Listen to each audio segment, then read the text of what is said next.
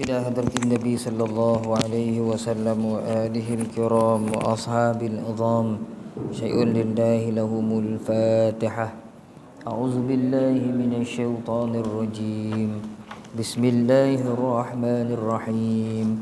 الحمد لله رب العالمين الرحمن الرحيم مالك يوم الدين إياك نعبد وإياك نستعين اهدنا الصراط المستقيم صراط الذين أنعمت عليهم غير المغضوب عليهم ولا الضالين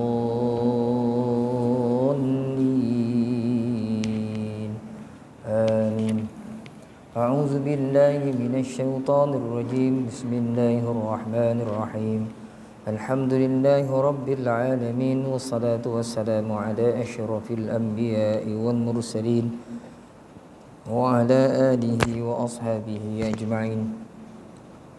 اللهم يا عليم علمنا من علمك ما ترضى به عنا ولا تؤاخذنا بما تعلمه منا. يا عليم خلقنا بخلق العلم وحققنا بحقائق العلم. رب اشرح لنا صدورنا ويسر لنا أمورنا واحلل عقدة من ألسنتنا يفقه أقوالنا والحمد لله رب العالمين.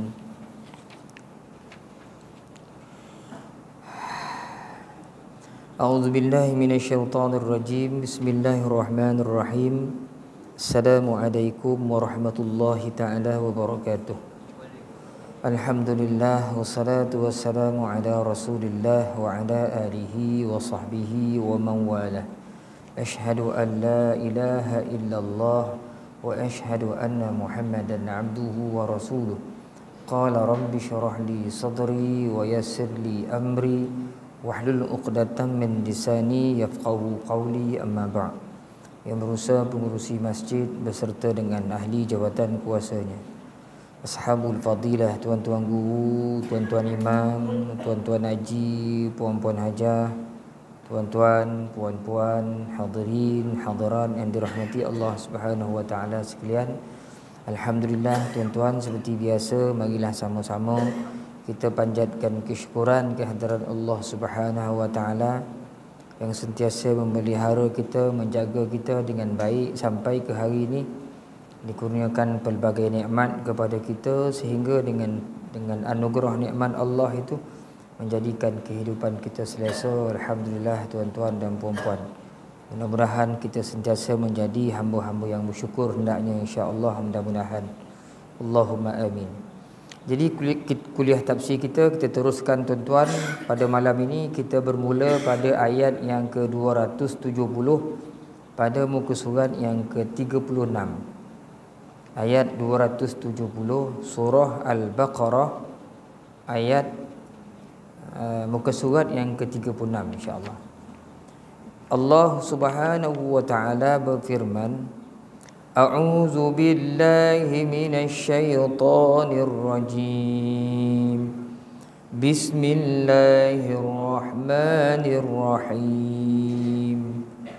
وما أنفقتم من نفقة أو نذرتم من نذر فإن الله يعلمه وما للظالمين من أنصار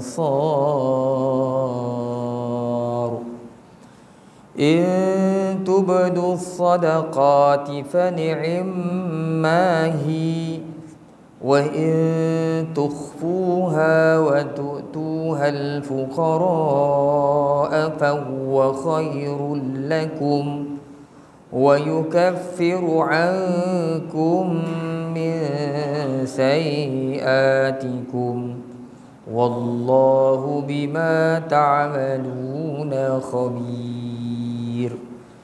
ليس عليك هداهم ولكن الله يهدي من يشاء وما تنفقوا من خير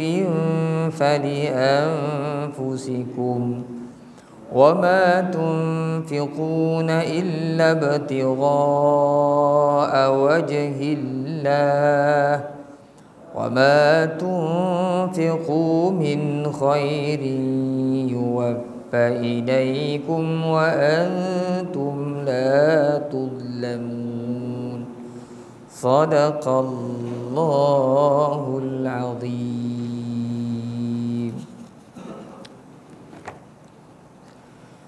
أعوذ بالله من الشيطان الرجيم. بسم الله الرحمن الرحيم. Assalamualaikum warahmatullahi ta'ala wabarakatuh.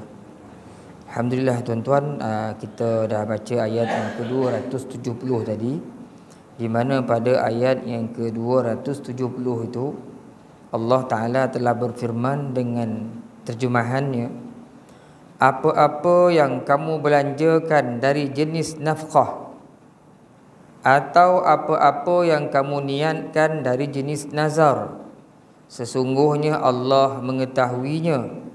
Tiadalah orang-orang yang aniaya itu mendapat penolong. Seperti biasa tuan-tuan, sebelum kita pergi jauh, kita ambil dulu kefahaman ayat ini. Dalam ayat yang ke-270 ni Allah Ta'ala sebut, apa sahaja yang kita nafkahkan, kita belanjakan dari jenis nafkah. Jenis nafkah ni apa jenis ni nanti kita tengok. Atau apa-apa yang kita nazarkan, ada dua perkara tu. Apa saja yang kita nafkah, kita belanjakan atas jalan nafkah, atau apa saja yang kita nazarkan, sesungguhnya Allah mengetahui. Dan Allah Ta'ala menekankan di sini, tiadalah orang-orang yang aniaya itu mendapat penolong. Allah Ta'ala sebut, tidak ada orang yang zalim itu akan mendapat penolong. Siapa orang yang zalim ni? Orang yang ni kita tengok sama-sama tuan-tuan. Firman Allah, apa-apa yang kamu belanjakan dari jenis nafkah atau apa-apa yang kamu niatkan dari jenis nazar, maksudnya apa-apa yang Allah telah wajibkan ke atas kamu seperti mengeluarkan zakat atau lainnya. Jadi kita faham ayat wa ma anfaqtum min nafaqatin, apa yang kamu belanjakan atas jalan nafkah. Maksudnya di sini belanja yang diwajibkan, nafkah yang diwajibkan, sama ada keluarkan zakat ataupun nafkah-nafkah yang lain. Nafkah ni maksudnya benda yang kita infak, yang kita keluarkan. Maksud ayat di sini infak yang wajib, bukan infak yang sunat. Apa-apa yang Allah telah wajibkan ke atas kamu, seperti apa yang wajib, mengeluarkan zakat, itu jenis infak, jenis daripada amalan mengeluarkan harta. Atau lainnya, atau apa-apa yang kamu nazarkan, atau lainnya maksudnya, atau perkara lain yang Tuhan wajibkan untuk kita keluarkan dengan menggunakan harta, kan? Itu infak. Selain daripada zakat, apa lagi tuan-tuan yang kita wajib tunaikan selain daripada zakat? Menafkahi anak bini, itu sebahagian daripada nafkah yang wajib. Bukan zakat yang wajib dah.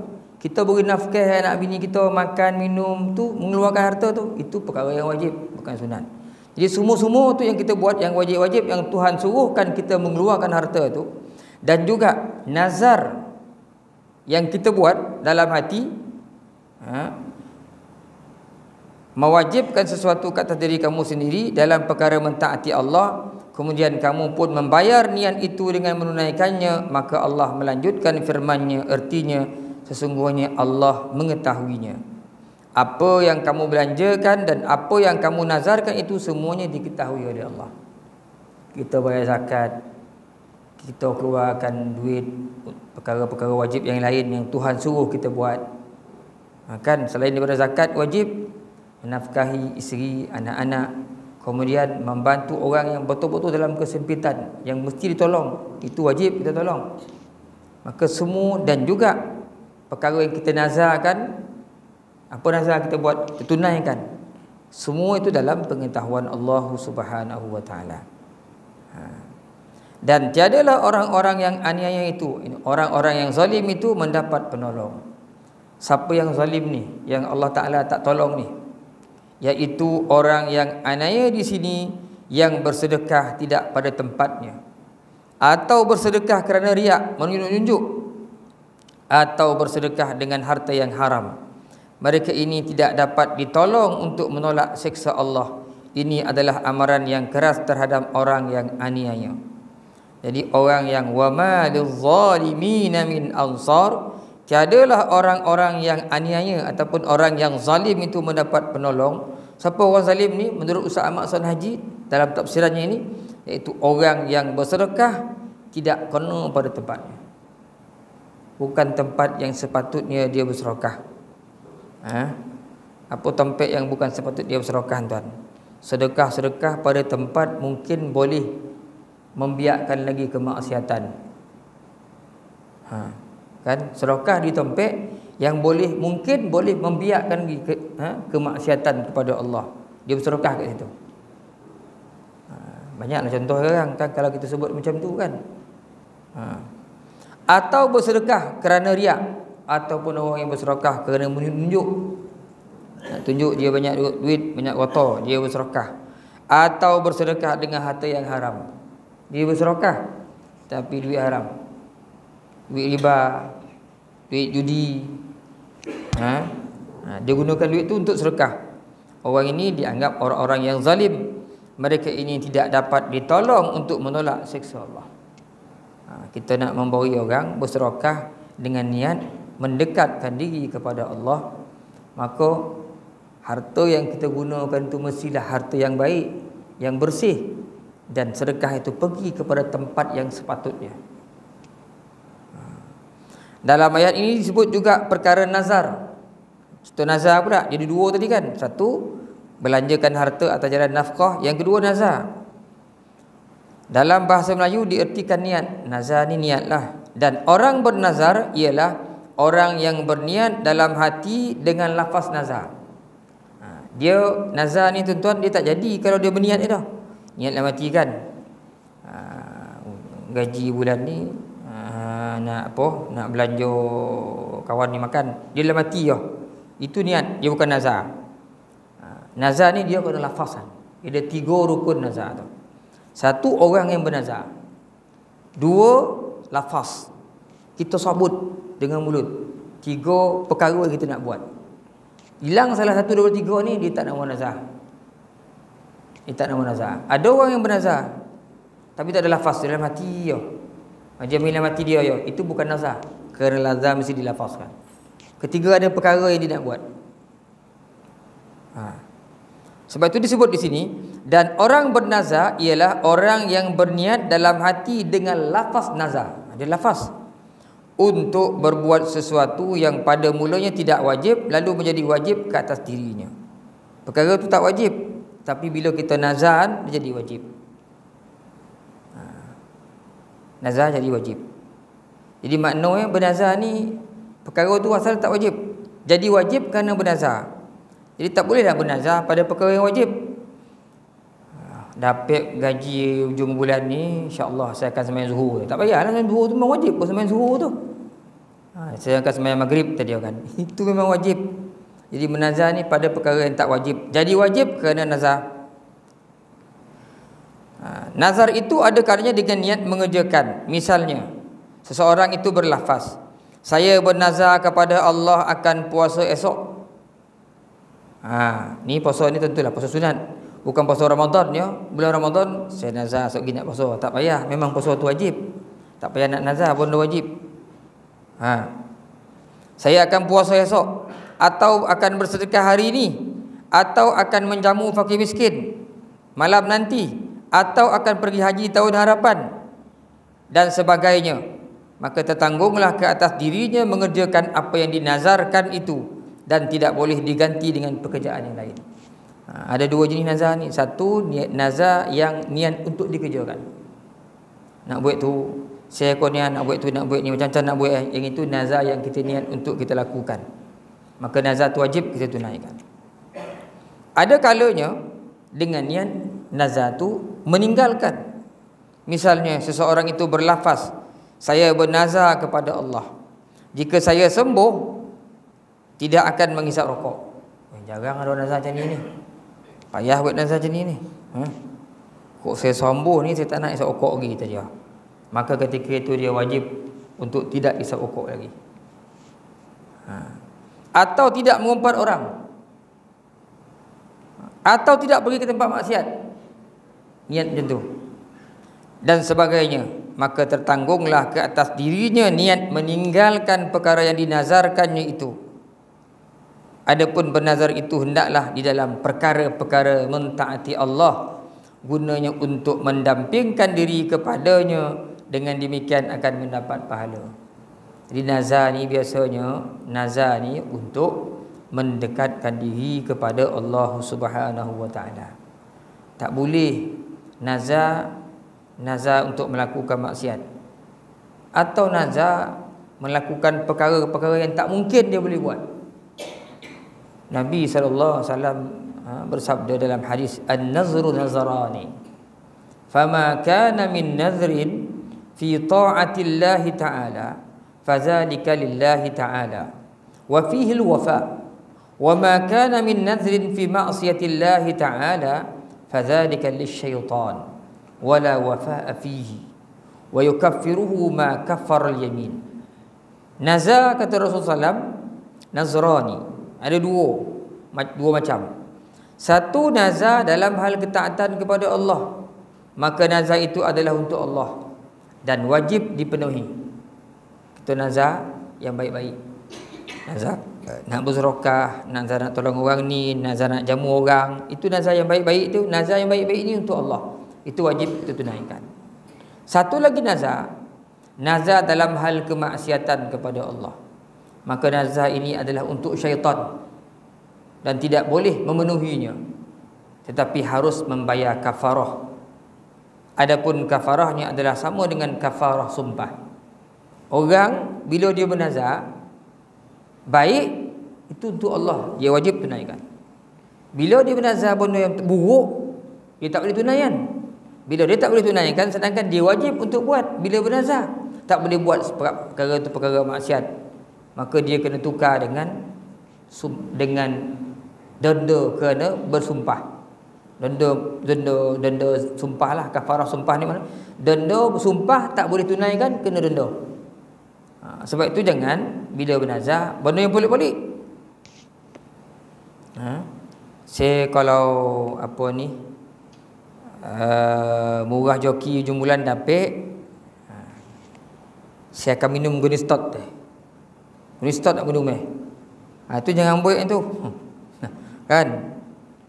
Ataupun saya kod dapat ni, saya kawal ekor lembu kawan sebelah rumah ni tadi. Itu bondo yang pelik-pelik tu yang haram, jangan buat. Tengok buat tua-tua dapat nak kawal ekor lembu kawan pula, tak boleh, itu haram. Kan? Jangan buat. Ataupun nazar-nazar yang memang orang takkan buat.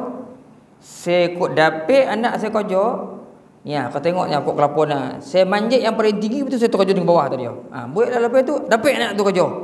Nak terkejut tak? Takkan buat kan.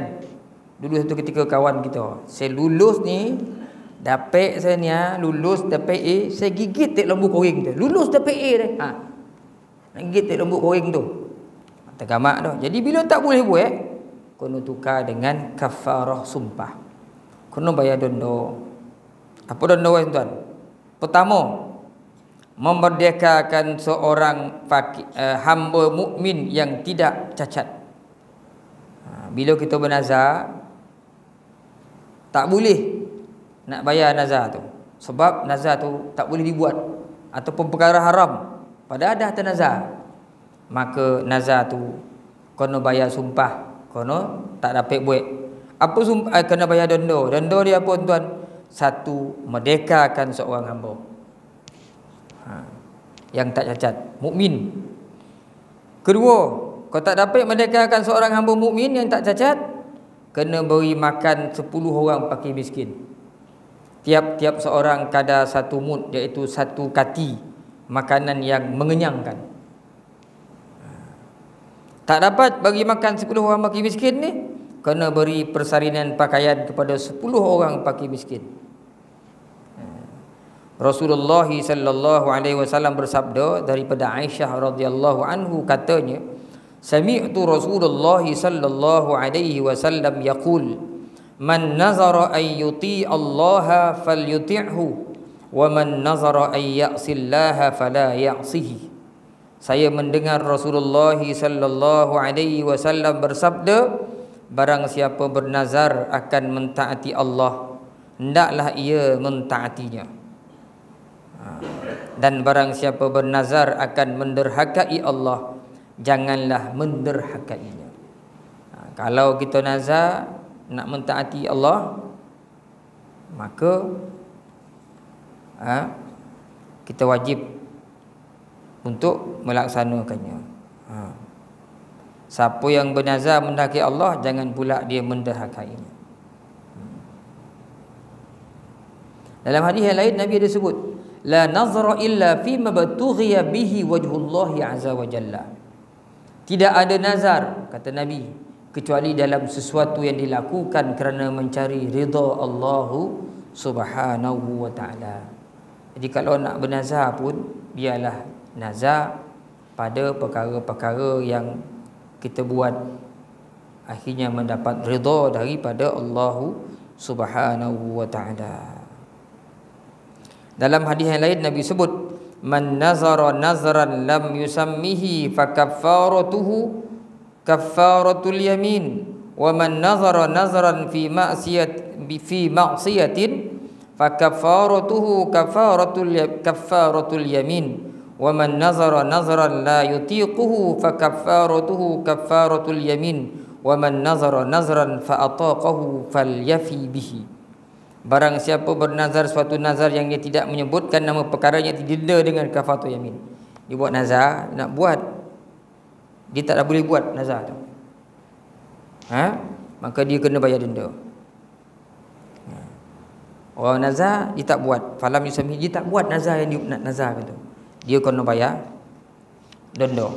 Denda yang 3 ni, dia ikut turutan tu. Dia ikut turutan tu. Kemudian Nabi sebut lagi, barang siapa bernazar suatu nazar dalam perkara maksiat, kederhakaan, didenda dengan kafaratul yamin. Tadi denda baik, dia tak buat, dia kena bayar denda. Nazar baik dia buat, dia tak buat, dia kena bayar denda. Yang kedua, dia nazar perkara maksiat, dia wajib tinggalkan. Maksiat tak boleh buat, maka bila ditinggalkan, dia tak buat nazar dia, maka dia kena kafaratul yamin, denda juga.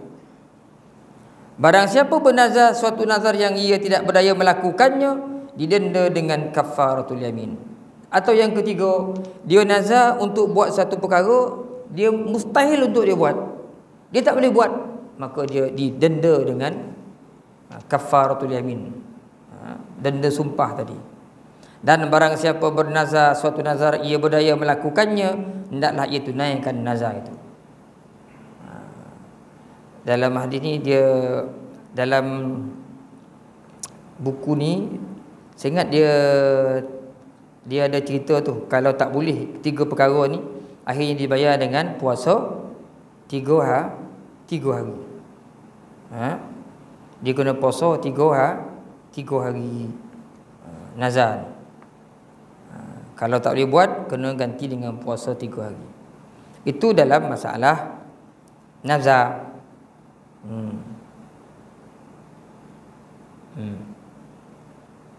Okey tuan, itu ayat yang ke-270. Ayat yang ke-270. Kita beralih ke ayat yang ke-271.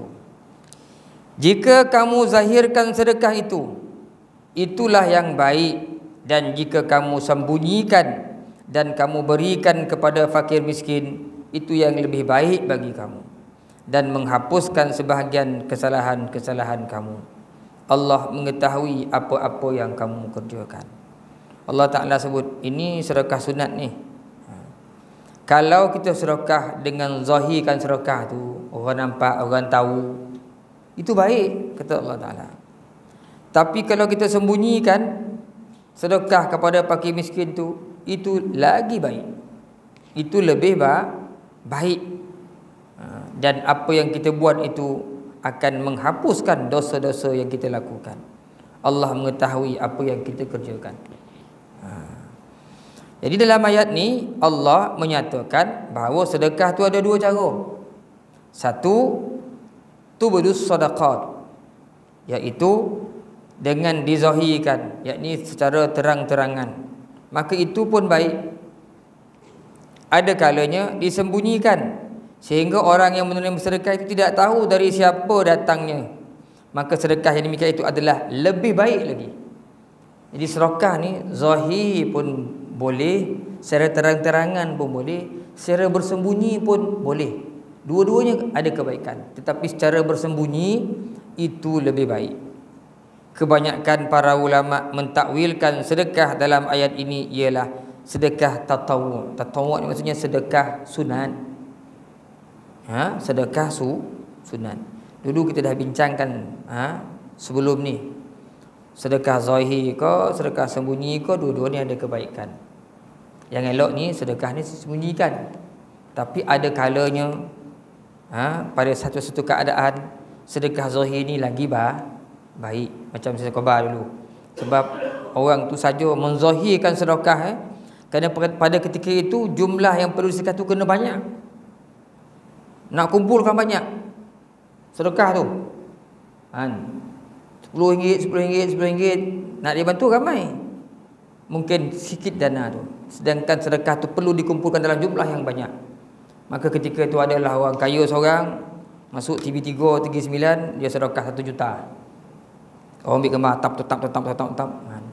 Pada ketika itu sedekah itu zahir itu baik. Supaya apa? Supaya menjadi galakkan kepada orang lain, orang kaya yang lain untuk bersedekah. Kan? Orang kaya lain untuk bersedekah. Asas zahir ke sembunyi ke, paling penting adalah ikhlas kepada Allah Subhanahu wa taala. Kita buat kerja tu ikhlas. Kan? Bersedekah secara sembunyi-sembunyi itu lebih baik daripada bersedekah ikhlas secara terang-terangan.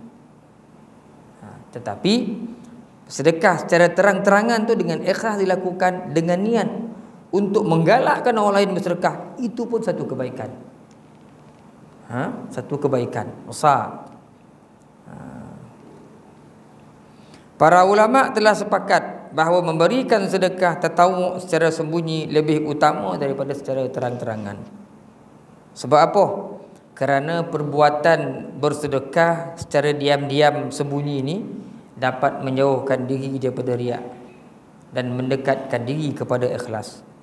Kita pergi ke tabung pelan-pelan, orang tak nampak, masuk RM10. Dengan kita tunggu orang lu, mana orang tak ada kau orang datang ni, tak ada kau orang datang ni kan. Letak RM10 orang nampak merah masuk tu kan. Bila orang terpandang kan rasa bongkar sikit, wah orang lain semua RM1, saya seorang RM10. Jadi tak sedap pula bunyi kan. Kan? Bila dia nak letak duit kotes tu, saja panjang ketua ni ke bawah tu biar orang nampak warna tu. Kok dia nak masukkan duit shilling 50 sen, pelan-pelan dia gugur Kan berdanting nak tin tu, tahu lah orang duit shilling. Itu kalau terang-terangan, takut tak ikhlas. Sebab tu ulama kata sembunyi-sembunyi ni lagi baik. Selain daripada jauh daripada riak, mendekatkan diri kepada keikhlasan, mengandungi hikmah kesannya kepada orang fakir miskin yang menerimanya. Apa kesannya? Bila orang fakir miskin tu terima sedekah secara terang-terangan, dia akan rasa sedih. Orang bagi kat dia, dia tahu orang ni kan, sedih hati dia tu. Dengan tiba-tiba ada orang bagi, dia pun tak tahu siapa bagi ni. Tuan, ada orang bagi ni, siapa bagi? Tahu ada orang bagi tu dia. Dia pun tak rasa malu, dia tak rasa sedih. Tak tahu siapa bagi. Tahu-tahu dah ada yang ada gembira. Alhamdulillah, ada joki dia kan. Ada joki dia. Dia pun tak malu-malu dapat rezeki macam itu. Manakala ia menerima sedekah itu bersembunyi-sembunyi, tidak tahu siapa sebenarnya orang yang memberi, hilanglah rasa pilu dan kerendahannya. Dia tak rasa malu, tak rasa rendah diri. Dan orang yang bersedekah senyap-senyap ni besar pahalanya di sisi Allah Subhanahu wa taala. Kan? Sebuah hadis yang dikeluarkan oleh Al-Bukhari dan Muslim menyatakan bahawa bersedekah secara sembunyi-sembunyi lebih utama dari bersedekah secara terang-terangan. Dari Abu Hurairah radhiyallahu anhu katanya. Nanti kita baca hadis tu. Cuma nak beritahu tuan-tuan, bila nilai sedekah tu tinggi, kalau kita bagi secara terang-terangan, kemungkinan orang yang nak terima tu malu. Malu dia. kan. Kita sedekah bagi kat dia RM10, dia tak malu. Tiba-tiba kita sedekah kat dia, orang-orang baginya RM3,000, dia pun ambil. Banyak pula. Rasa borek nak ambil. Atau pada ketika itu dia perlu sebuah motosikal. Sedekah bagi basikal sebiji, dia tak malu nak ambil dah. Motosikal tahu kat dia, motor sebiji, dia pun malu alah nak ambil Bila tuan-tuan bagi ni, saya sedekah kat tuan. Dia nak ambil pun 2-3 kali. Malu pun nak ambil motor ni, bukan kecil-kecil ni. Dengan kita pergi kat orang, kata orang buat motor ni, pergi masjid tu dia tak ada motor tu, sian banyak. Pergi motong jalan kaki dia 2 batu tu, kau bagi. Kau tanya siapa, tak tahu. Ada orang bagi. Dia tak malu. Tuan, ni ada orang bagi motor ni. Siapa ni? Saya tak tahu, tapi saya diamanahkan nyampai kat tuan. Ada orang bagi tadi. Tuan ambil lah. Dia pun ambil dalam keadaan dia tak rasa nak malu pun lah. Dia pun tak rasa borek hati nak ambil. Kan? Orang bagi ambil lah. Tak tahu siapa orang bagi. Kalau dia tahu kan, nak ambil pun 2-3 kali dia mikir. Itu kelebihan ni. Kalau kita bersedekah secara sembunyi-sembunyi. Kan? Secara sembunyi-sembunyi. Cik sekolah tu banyak kali orang susah kan. Bila datang mak ayah sekolah rendah banyak ni nak bayar duit iuran tahun tu. Tak payah cikgu, puan tak payah. Apa pula? Dah ada orang bayar. Tuan-tuan kita duduk Rambau ni, jangan ingat orang semua senang. Saya pun dapat cerita tadi. Rasa ya Allah, apa tu? Kau tahu Rambau kita ni. Rasa sedih nak dengar kita. Kan? Ada anak 5 orang.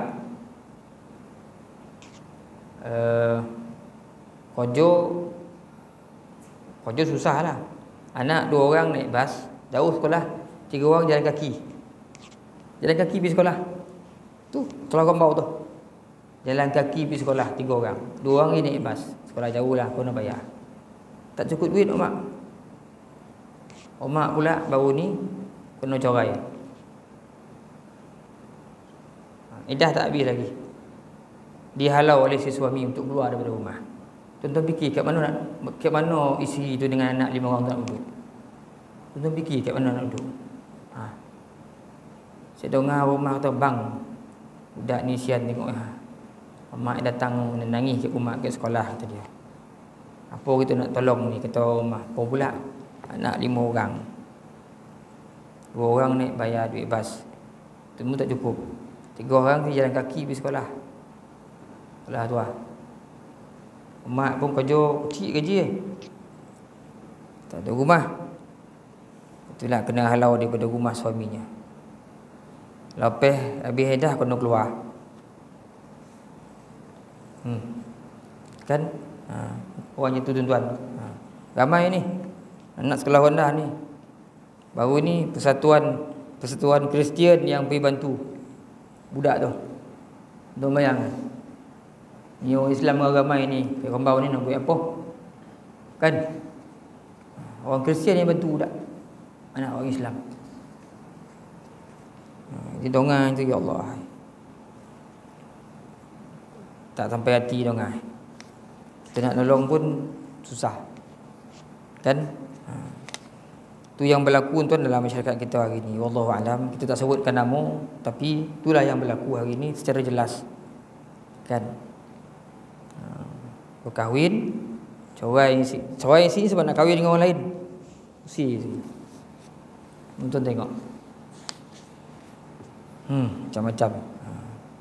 Rasulullah SAW bersabda, qala Rasulullah sallallahu alaihi wasallam, sab'atun yuzilluhumullahu fi zillihi yauma la zilla illa, bukan zulla ya, yauma la zilla illa zilluh. Imamun adilun wa syababun nasha'a fi ta'atillah wa rajulun qalbuhu mu'allaqun bil masjid idza kharaja minhu hatta ya'uda ilayhi wa rajulani tahabba fillahi ta'ala ijtama'a ala zalika wa iftaraqa alayhi wa rajulun zakarallaha khaliyan fafadat 'ainah min khasyatillahi ta'ala wa rajulun da'athu imra'atun zatu mansabin wa jamalin faqala inni akhafullah wa rajulun tasaddaqa bi sadaqatin fa akhfaha hatta la ta'lama shimaluhu ma tunfiqu yaminu. Nabi sebut dalam hadisnya, telah bersabda Rasulullah sallallahu alaihi wasallam, 7 golongan yang akan dilindungi oleh Allah pada hari yang tidak ada perlindungan untuk berteduh melainkan perlindungannya pada hari kiamat. Ini yang Nabi sebut ni ketika berlaku kiamat, ketika kita dihimpunkan di mahsyar, ambil masa 50 sampai 60 ribu tahun, matahari dekat kadar sebatu, semua dalam keadaan bertelanjang, berdiri atas tapak kaki dia, tanah itulah besar luas, tak kaki sendiri, panih berpuluh-puluh.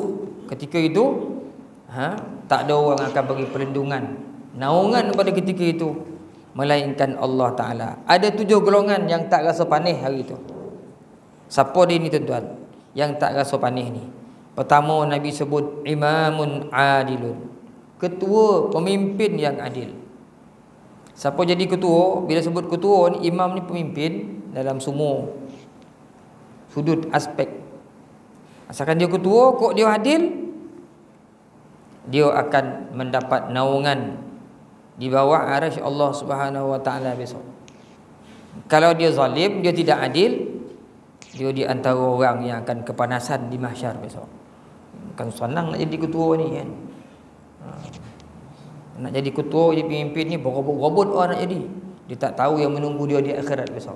Kalau dia adil, alhamdulillah. Kalau dia tak adil, azab besok di akhirat. Kedua, pemuda yang hidup pada mentaati Allah. Wa syababun nasya'a fi ta'atillah. Orang muda, syabab ni orang muda. Jarang orang muda ni nak jumpa selalu iktikaf kat masjid, buat sembahyang sunat macam orang tua buat. Ibadah yang kerja sebab kerja tu banyak orang tua buat. Budak-budak muda mana? Cara dia lah. Ngayau, hulu ke hilir, muda lagi, lambat lagi mati. Itulah dalam pemikiran orang muda-muda.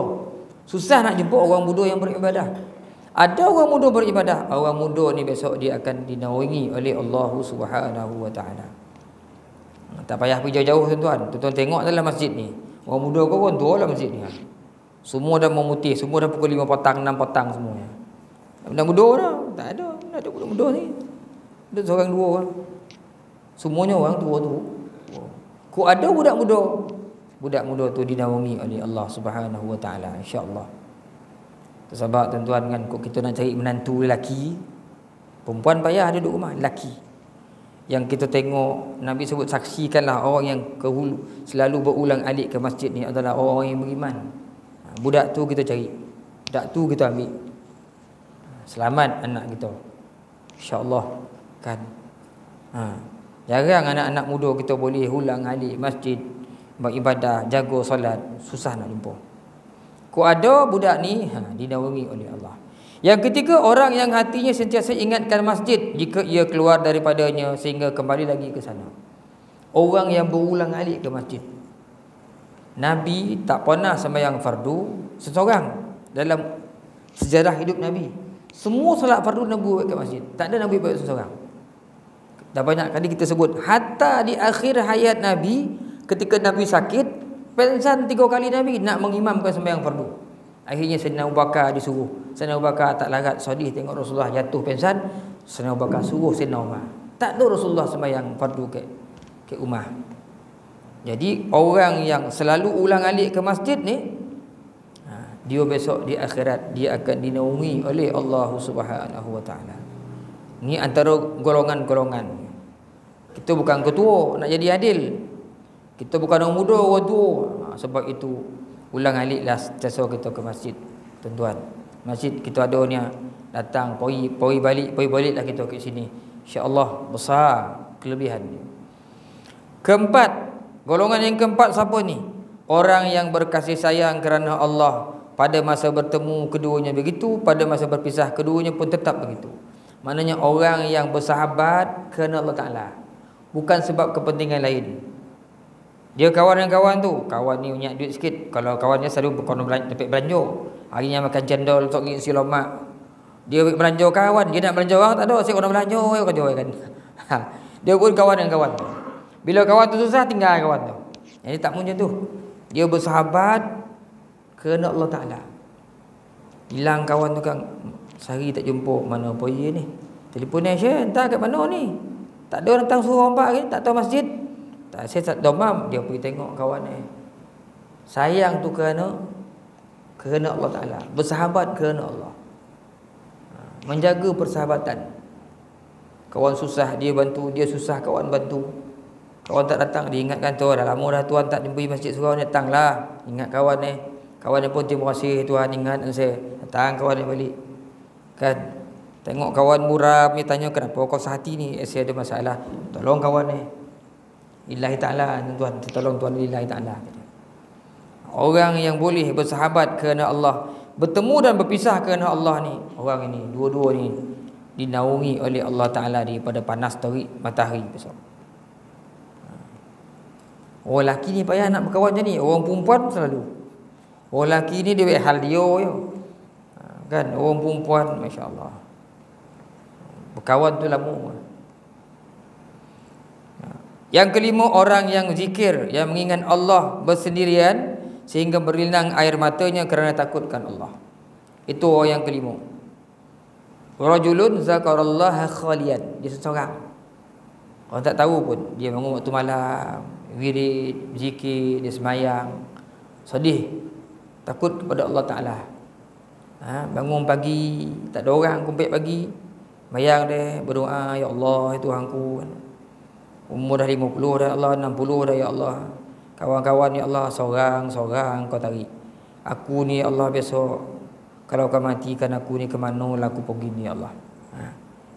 Dulu masa muda ya Allah, banyak masa-masa aku buat tu hilang macam tu ya Allah.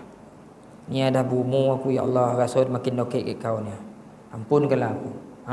Ngali mata orang ini besok dia duduk di bawah naungan Allah. Tak susah nak buat tuan. Boleh kita buat. Kan? Cuma kadang-kadang nafsu syaitan menghalang-halang kita. Janji kita dengan janji-janji yang palsu. Tak apa tuan, panjang umur tuan ni. Tuan tu kan ada penyakit. Orang tu meninggal sebab dia ada kencing mani. Tuan kencing tuan masam tadi. Tak. Dah mati Orang tu darah tinggi, tuan darah tak tinggi, tak ada mati tu dah tadi. Ada masa lagi tadi. Itu kolesterol tinggi tu, tuan tak ada kolesterol. Tuan jenis orang sportman punya. Gagah gitu, tak ada mati dah. Ya ada, sok ramal dah. Kita pun dia tak ya juga kan, orang tu sakit. Kita pun menangguhkan amalan. Akhirnya Tuhan jemput. Kemudian golongan yang berikutnya, golongan yang keenam, orang lelaki yang digoda oleh perempuan berpangkat dan jelita, lalu katanya, saya ini takutkan Allah. Orang lelaki digoda dengan tujuan untuk melakukan zina. Orang yang menggoda, perempuan yang menggoda itu dah orang berpangkat, ada kedudukan, ada jawatan, orang kaya, cantik pula. Siapa tak nak? Tapi dia menolak sambil dia mengatakan, inni akhafullah, aku takut Allah Ta'ala. Tak payahlah kau tergeh-geh sini kan. Dia menolak. Maka orang lelaki ni dia akan dinaungi oleh Allah Subhanahu Wa Ta'ala. Kan fitnah perempuan ni payah nak tolak tuan. Dia boleh tolak, maka dia akan dinaungi oleh Allah. Yang terakhir, rajulun. Yang ini ada kena-mengena dengan ayat yang kita bincangkan hari ini. Rajulun tasaddaqa bi sadaqatin fa akhfaha hatta la ta'lama shimaluhu ma tunfiqu yaminuhu. Iaitu orang yang bersedekah dengan secara sembunyi-sembunyi sehingga tidak tahu tangannya yang kiri apa yang dibelanjakan oleh tangannya yang kanan. Seolah-olah macam itulah. Tangan kanan bagi, tangan kiri tak tahu. Dia bersedekah, orang lain tak tahu. Masa saya duduk taman desa bermain dulu, ada seorang kaki sedekah kat surau tu. Kita timbalan pengusi surau tu dulu. Kan. Bila sedekah nak buat, bila surau nak buat ni kurang-kurang duit, dia dengar seorang tu dah ada duit. Kan. Sedekah kasi sikit-sikit tu. Kadang ni sedekah-sedekah kita ada masalah ni. Orang ni nak buat jamuan hari raya taman ni. Taman ramai ni tuan. Ni yang boleh, ni yang boleh, tapi nasi impit apa semua siapa nak buat. Seorang dah ada. Tak payah dah. Tak payah dah. Dah ada orang derma tu. Dulu kita boleh buat collection, nak pausahan surau taman desa permai tu. Tapi taman desa permai kat Uluyuh tu. Saya ingat dia masa tu. Masa duduk taman tu, kita pungut hantar surat satu Malaysia hantar. Kurang kat dalam 25,000. 25,000 tak ada tuan. Sebab gitu dah ada orang bagi 25,000. Saya tahu siapa. Sebab kita kenal orang ni. Orang lain tak tahu. Pengurusi kata tak payah Ustaz, dah ada orang bagi 25,000 dah. Saya tahu orang ni. Tahu dia diamlah. 25,000 bagi. Orang yang sama juga. Ini tuan-tuan orang yang bersedekah sesenyap je. Orang yang sama juga. Saya pergi jumpa dia. Tuan, saya minta tolong tuan. Sebab saya tahu selama ni tuan yang banyak tolong. Tapi saya minta ni bukan untuk saya, untuk anak murid saya. Anak murid saya nak ke Mesir, tak ada duit nak beli tiket. Lepas ke Mesir, pandai ada je usaha nak cari beasiswa ke apa. Janji lepas tu. Tak ada duit tuan nak beli tiket. Saya minta sumbangan ke tuan dalam 3,000 lebih untuk beli tiket. Dia pun kata kat saya, tak apa Ustaz, 3,000 tu saya bagi Ustaz. Hari ni tak ada cash, saya bagi. Terima kasih tuan. Lepas tu 3,000 tak apa. Dia masuk dalam poket saya. Duit. Sebab tuan mencari duit untuk orang belajar. Ni pun saya bukan sedekah Ustaz, saya hadiah kat Ustaz. Minum teh kan, kata dia. Minum teh. Saya pun minum teh. Masa tu nak pergi Uluyuh ni ada kedai kan, dekat sebelah depan Masjid Opah tu. Saya jumpa dia kat Tampin. Ini bukti orang yang ringan tangan ni. Saya pun berhenti kedai tu.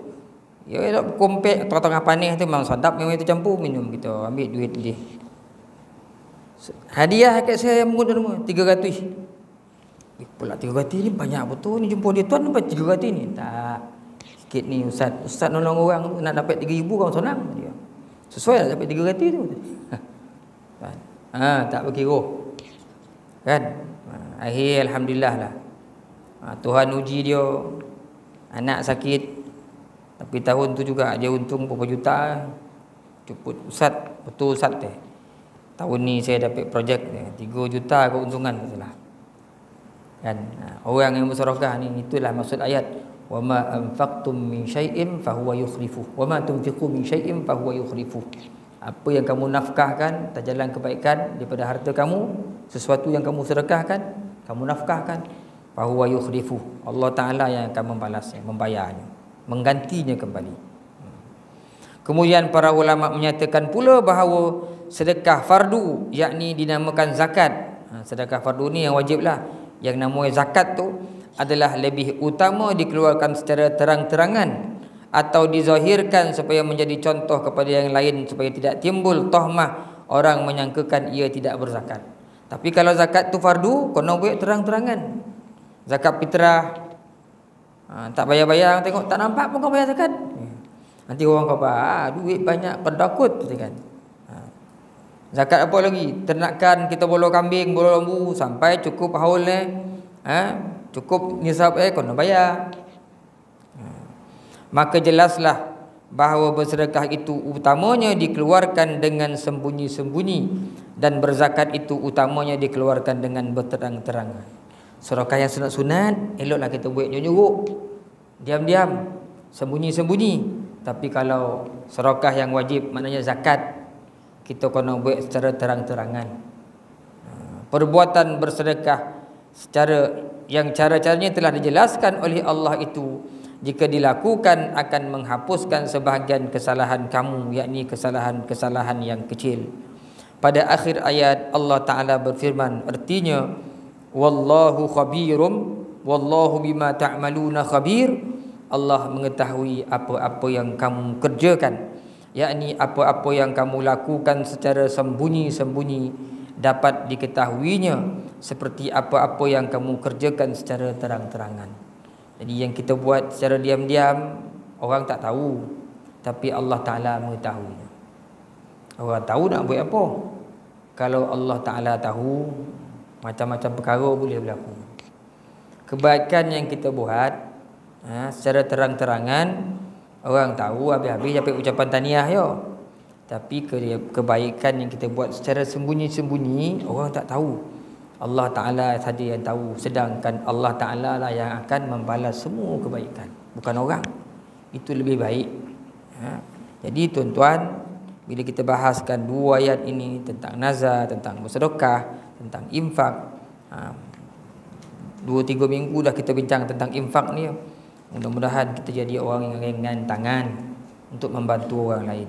Carilah tuan-tuan, dalam taman kita, dalam kampung kita pasti ada orang yang susah. Jangan berkira pun lah. Ayat 272 ni nanti tuan akan bincang macam mana kita lihat bersedekah ni, nak infak harta ni tak kira lah orang itu fakir miskin itu sama ada dia Islam atau bukan Islam. Nanti kita akan tengok nanti depan ni bagaimana sikit rumusan sikit secara ringkasnya. Dulu orang Islam di Madinah, bila dia masuk Islam, dia tak bagi bantuan pada orang-orang saudara-saudara Yahudi. Dia Yahudi masuk Islam, dia tak nak bagi bantuan sebab tak Islam. Turun ayat Allah Ta'ala suruh kat bantu orang fakir miskin. Kita buat lillahi ta'ala. Lebih-lebih lagi orang Islam yang ramai sekitar Gombor ni susah-susah tuan-tuan.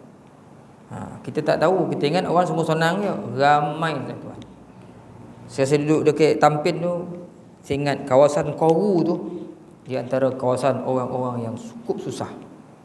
Kampung Koru tu kita masuk, kita ingat zaman moden ni tak ada orang susah. Rumah saya pernah pergi, rumah suku ya ni, masjid tuan ni, situ suku, duduk situ, kemudian dirontang lansi, kelambu, bukan lansi, selimut yang dah lusuh tu, yang kotak-kotak, kuning putih tu. Sebelah tu wan yang tidur, dia tidur dengan anak dia dengan suami dengan anak sebelah tu mak wan tidur. Tak terfikir kita itu. Masa kita pergi rumah tu, rumah saya pergi rumah tu. Ketika tu pergi kenapa? Sebab budak ni pakai kasut dah mengangur, tak boleh seminggu sebulan, tak boleh. Mak tak boleh ni, pergilah rumah kita, ke rumah. Sampai rumah tu ada adik 3 orang adik-beradik sedang berebut biskut koreng tu. Cocah 1 mak air. Mak tu pun tuan, kopi. Satu mak, 3 orang adik-beradik biskut. Apa ni tercongak dengan rumah tu, ya Allah, macam ni botol ni. Tanya ni, apa tak susu? Ustazah, kita tak pernah minum susu tadi. Tak ada apa zaman ni, hari ni orang tak pernah minum susu. Ustazah, kita tahu susu dah, tapi kita tak pernah beli susu kat rumah ni tadi. Apa pula? Mak si susah. Tak ada kat penelan jajanan. Kita tak buat, takut kena bayar. Ya Allah. Tak terfikir dia kat kita ada orang macam tu. Berebut 1 mak, 3 adik-adik biskut koreng cocah. Masya Allah ya Tuhanku. Tuan fikir tak? Ada orang di Tampin tu hantar anak ke saudara Hijaz tu, bagi anak itu seorang. Sebab tak boleh nak bolo anak itu, susah. Kita rasa susah kita pun kita mampu bolo anak. Ni sampai tak mampu nak bolo anak. Tuan bayangkan. Ada ke zaman kita ni? Kan mak itu seorang orang yang Rasulullah ambil. Seorang kan mak bolo. Kan bila pergi mak lalu nampak kat sore tu anak mandang, dia tahu mak. Oh tuan. Tak dapat nak fikir kan. Besar pahala itu kan bila kita dapat menyenangkan orang yang susah. Kita pun bukan orang senang. Setidak-tidaknya kita boleh mengurangkan bebanan. Jadi kat taman kita, kat kampung kita ni ramai orang susah. Kan? Kita tak larat seseorang, kita pakat 2-3 orang. Saya pun susah, kau pun susah. Macam ni lah, kau keluar sikit, dia keluar sikit. Kita pakat 2-3 orang, kita ulu kat orang. Kan? Kita ulu. Okay. Ibu tunggal, anak yatim kan. Dengan cara itu mudah-mudahan tuan-tuan, kerana kita memudahkan orang atas muka bumi ini, mudah-mudahan insya-Allah Allah Ta'ala akan memudahkan urusan kita di akhirat. Itu yang Nabi sebut dalam hadis, siapa yang memudahkan urusan umat Islam, orang mukmin di sini, besok di akhirat Tuhan akan memudahkan dia pula. Siapa yang hindarkan satu kesulitan daripada saudara-saudara Islam yang di atas muka bumi ini, Allah Ta'ala akan menghindarkan kesusahannya di akhirat, di yaumul qiyamah. Sehingga tuan-tuan cukuplah sekadar itu untuk hari ini. Mudah-mudahan ada kebaikannya pertemuan kita. Mudah-mudahan kita semua dirahmati oleh Allah Subhanahu Wa Taala kerana kehadiran kita ke masjid pada kali ini. Mudah-mudahan insya-Allah. Qulu qauli hadza, sallallahu alaihi wa lakum. Assalamualaikum warahmatullahi taala wabarakatuh. Ada soalan tuan-tuan, kau dapat jawab, saya jawab. Kau tak dapat jawab, saya hutang dulu. Sebab ilmu ni bukan kita punya. Kau ada lah. Walaupun biasa tak ada. Kalau ada silakan tuan. Sementara minum air ni kan. Allah Akbar.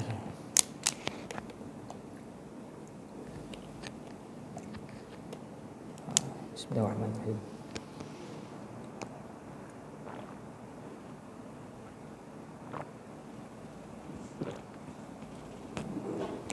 Kita berhenti kat sini tuan-tuan.